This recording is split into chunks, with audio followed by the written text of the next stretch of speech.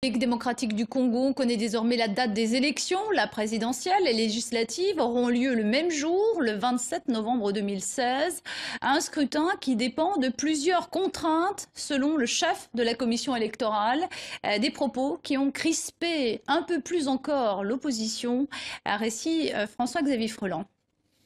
En annonçant les dates des scrutins à venir, la Commission électorale nationale indépendante s'est voulue rassurante. La double élection présidentielle et législative est prévue le 27 novembre 2016 au suffrage direct. Avec une première certitude, l'actuel président Joseph Kabila ne devrait pas pouvoir se représenter comme le veut l'actuelle constitution. Le peuple congolais a gagné parce que le président Kabila part effectivement le 20 décembre 2016. Pas une heure de plus, pas une heure de moins. Mais le calendrier en lui-même comporte beaucoup d'opérations qui le surchargent. On doit nettoyer ce calendrier.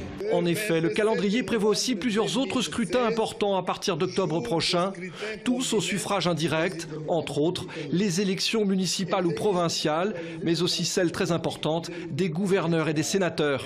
7 scrutins, c'est bien beau, mais lesquels sont directs et lesquels sont indirects? Il y a seulement 2 scrutins directs qui vont se passer le même jour.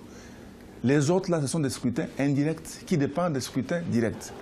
L'annonce de ce calendrier électoral intervient moins d'un mois après les violentes manifestations contre le pouvoir à Kinshasa. Elle ne devrait pas calmer pour autant tous les esprits, alors qu'on en dénonce déjà les faiblesses, notamment le fameux millefeuille du redécoupage des circonscriptions, ainsi que la remise à jour du fichier électoral. Autant de questions qui devront trouver des réponses si l'on veut éviter de nouvelles tensions.